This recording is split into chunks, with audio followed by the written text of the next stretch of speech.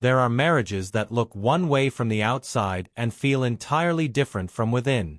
The kind of relationships where the public sees two people who have weathered every storm together, who have stood side by side through illness, through fame, through heartbreak, and through decades of shared life, and yet behind closed doors, a completely different story has been unfolding.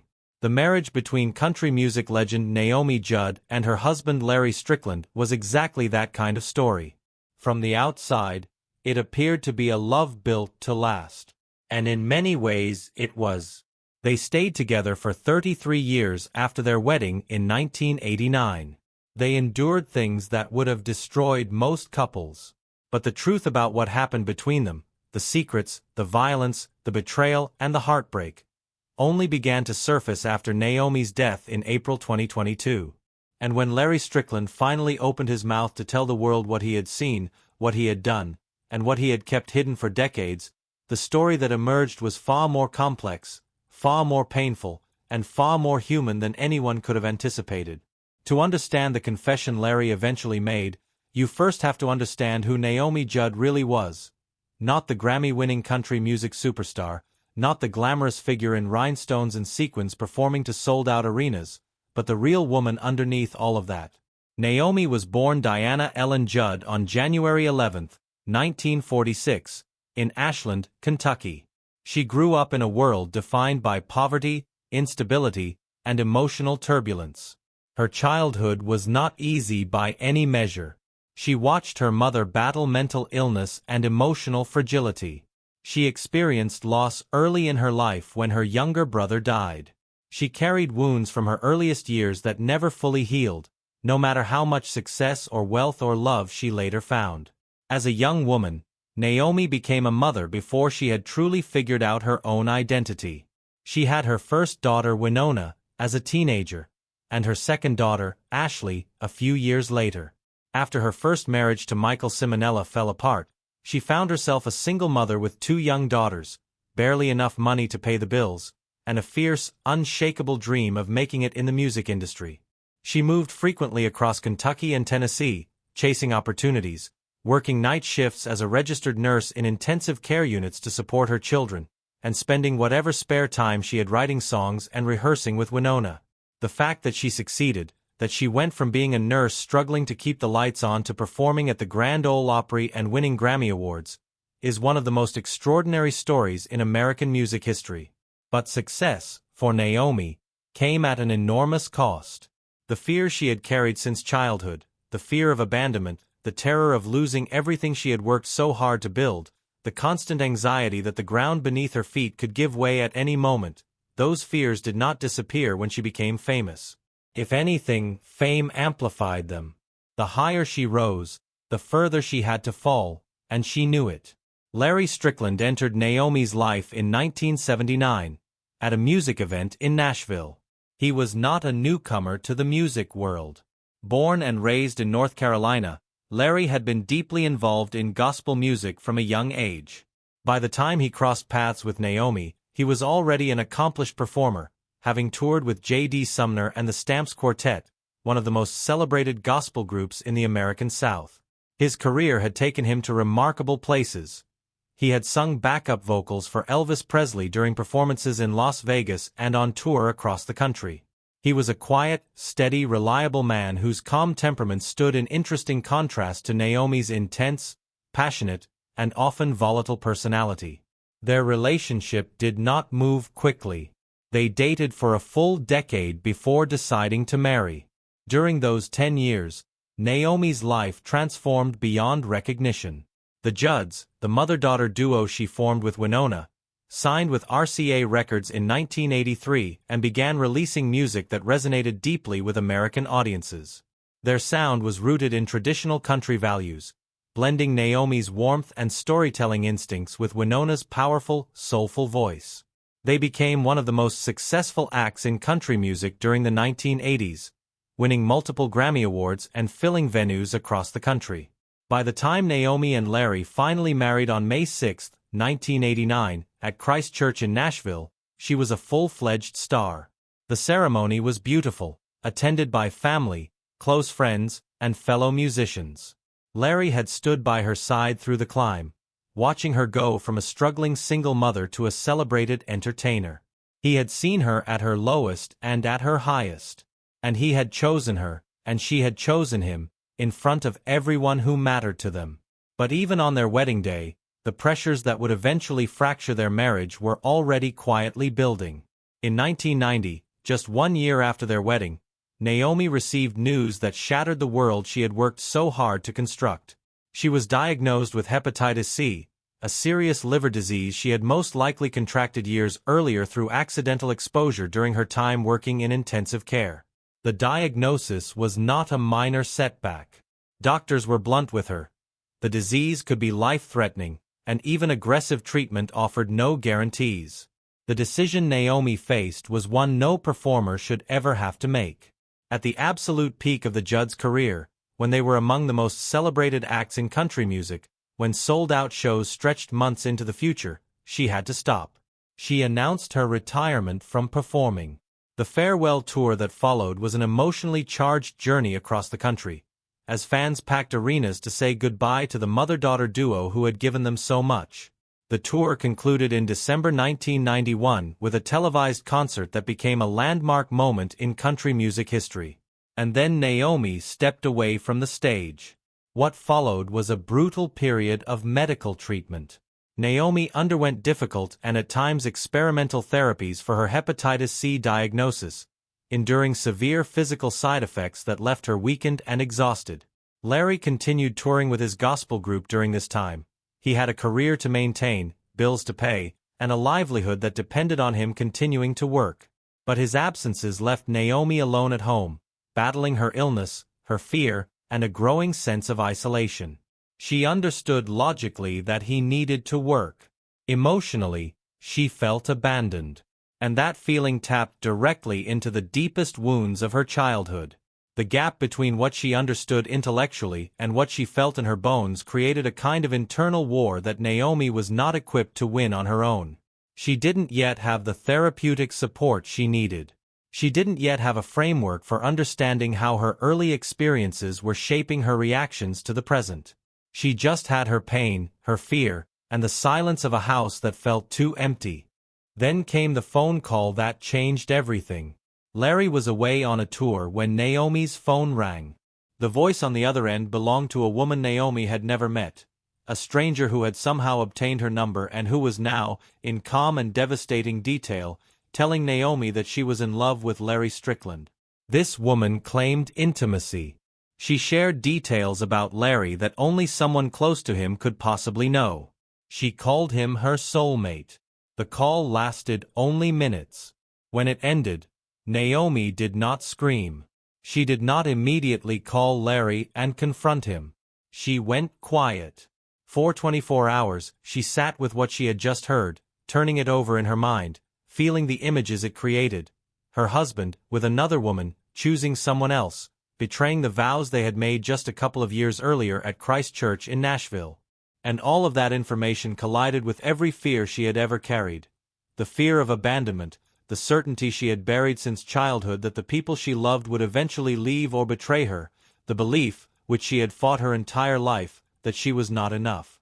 When Larry came home from his tour, he walked into a house that looked like the inside of a storm. Their wedding photographs had been torn apart and scattered across the floor. Frames were shattered. His belongings, clothes, shoes, personal items, had been dragged outside and dumped on the lawn. And in their bedroom, Naomi stood waiting for him, holding a registered handgun they kept in the house for personal protection. She pointed it at him and pulled the trigger. The bullet missed. Whether she intended to miss or whether her hand shook at the last possible second, neither of them ever said publicly. Larry later described being frozen in the aftermath, unable to speak or move, staring at his wife as the echo of the gunshot faded.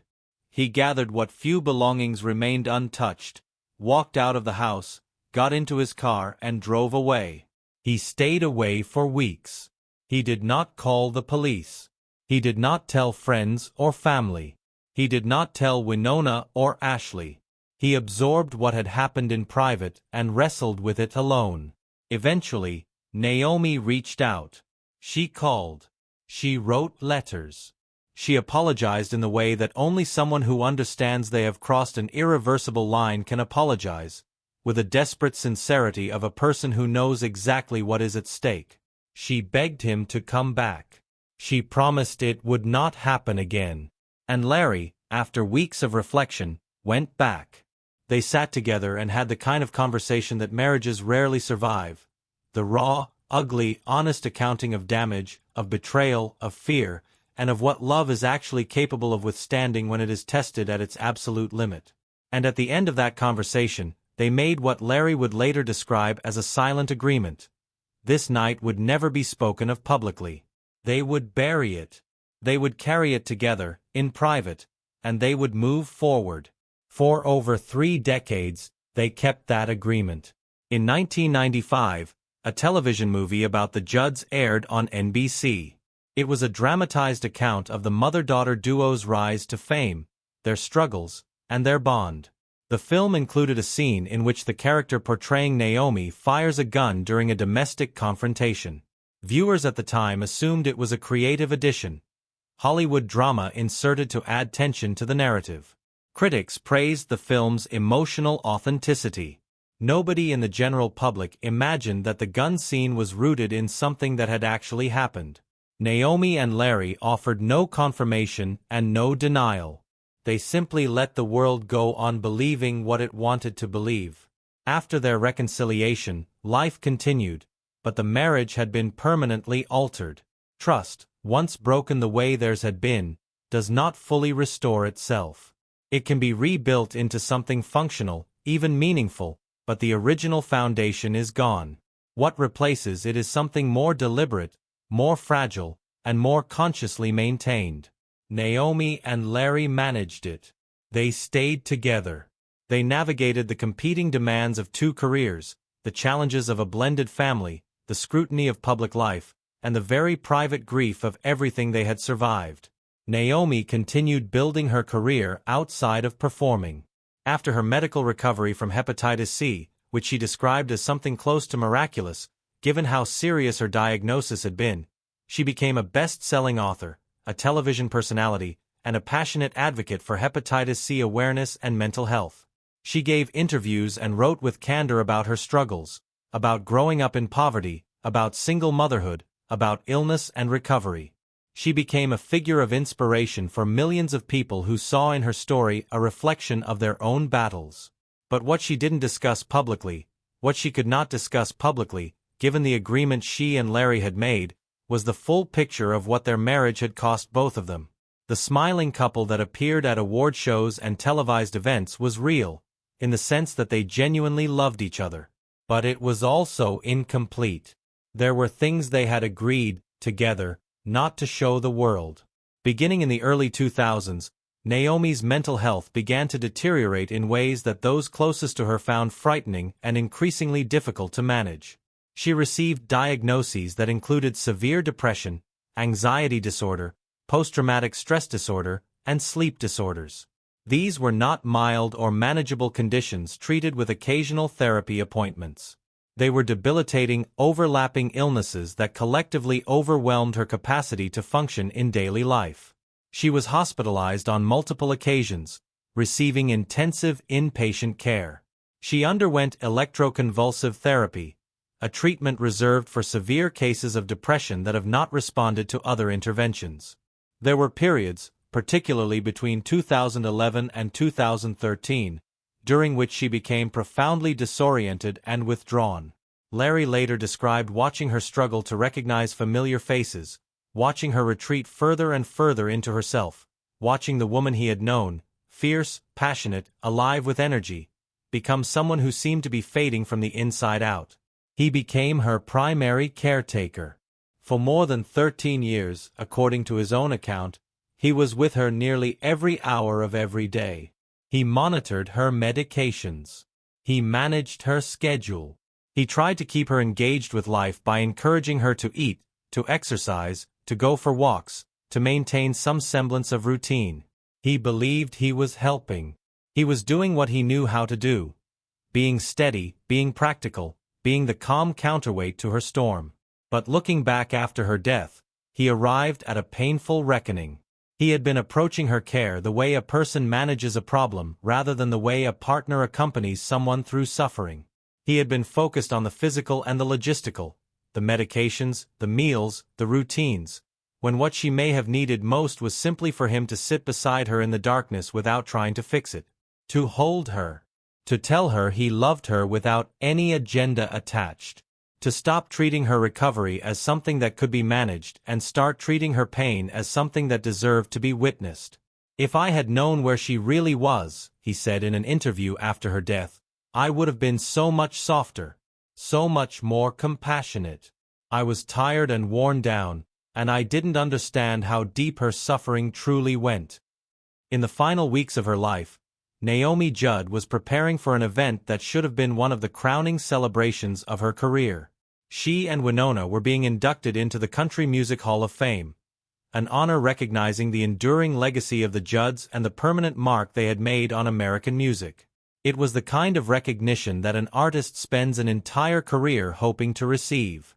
By all accounts, Naomi could not fully access the joy of it. She was exhausted. She appeared emotionally distant to those around her. Shortly before the ceremony, she had made a trip to Vienna, Austria, a journey whose purpose was not publicly explained and whose details remain unclear. Whatever she had gone there seeking, those who knew her noticed that she seemed worse when she returned. More depleted. More unreachable.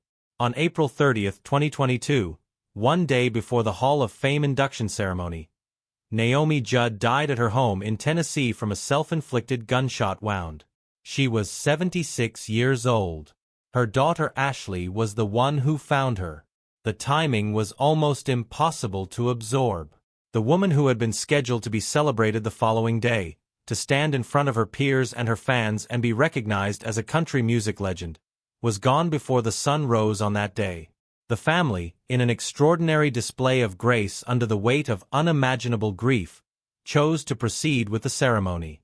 Winona took the stage and spoke about her mother through tears, honoring the complicated, loving, sometimes painful relationship they had shared. Larry stood in the background, quiet, present, holding everything he knew. In the weeks following Naomi's death, additional layers of complexity emerged. Her will, which had been drawn up in November 2017, left her entire estate, estimated at approximately $25 million, to Larry. Winona and Ashley were not specifically named as beneficiaries. The revelation generated significant public discussion and, reportedly, significant private pain within the family. Estate attorneys and legal commentators explained that leaving everything to a spouse is a common arrangement in long-term marriages and can carry tax and estate planning advantages. But the emotional dimensions of the decision were harder to rationalize away. Winona had been her partner in music for decades. Ashley had been her daughter through every difficult season of Naomi's life. The will's content suggested a degree of emotional complexity in Naomi's relationships with her daughters that voicemails, journal entries, and other personal materials that surfaced after her death would go on to illuminate further. Those materials painted a picture of a woman who loved her daughters deeply but whose illness, whose fears, and whose unresolved emotional history had made genuine closeness difficult to sustain. There was love in abundance. There was also hurt, frustration, and a persistent inability to bridge the gaps that pain had created. 3 years after Naomi's death, in 2025, Larry Strickland sat before cameras for a Lifetime documentary titled The Judd Family. Truth be told, he was older, visibly marked by years of grief and caregiving and loss. But he was also determined. He had kept secrets for a very long time.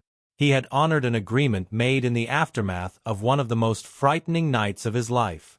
And now, with Naomi gone and unable to be further hurt by the revelation, he felt the weight of continued silence more heavily than the weight of truth. He confirmed what many had quietly speculated about for years. The gun scene in the 1995 television movie had not been a dramatic invention. It had happened.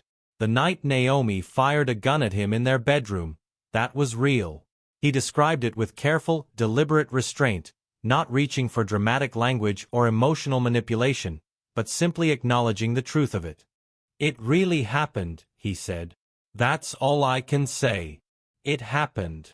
And rather than using that confession to position himself as a victim, or to diminish Naomi's legacy, he placed it in the full context of who she was and what she had been carrying.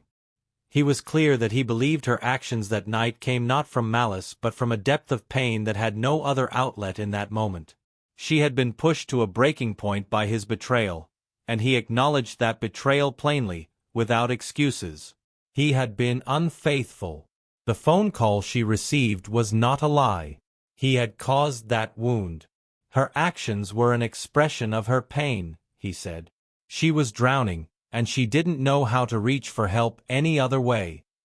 He also spoke about his regrets regarding her final years, the caregiving that had been practical and logistical when it perhaps needed to be tender and present, the routines he had imposed when she needed someone to simply sit with her in the darkness, the exhaustion he had felt, and the way that exhaustion had sometimes made him forget that she was not a problem to be managed but a person to be loved.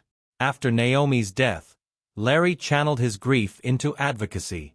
He partnered with the National Alliance on Mental Illness, using his experience as a long-term caretaker to raise awareness and reduce the stigma that still surrounds mental health conditions in America. He began speaking publicly about what it means to walk alongside someone with severe mental illness, the isolation it creates for both the person suffering and the people who love them, the way it reshapes every relationship and every daily routine, the profound exhaustion it generates even in people who are deeply committed to helping. His message was simple and important. Mental illness is not a character flaw. It is not weakness. It is a disease, and it deserves the same compassionate, shame-free response that we extend to any other serious medical condition. If Naomi's story could help even one person feel less alone, or encourage even one family to have the honest conversation about mental health that they had been avoiding, then something meaningful might still be salvaged from the wreckage of all that pain. The story of Naomi and Larry Strickland is, at its core, a story about two deeply imperfect people who loved each other through circumstances that would have broken most couples. It is a story about betrayal and forgiveness and the uneasy, incomplete peace that sometimes follows. It is a story about mental illness, about how little we often understand the suffering of the people closest to us, even when we are standing right beside them. And it is a story about truth, about the secrets we carry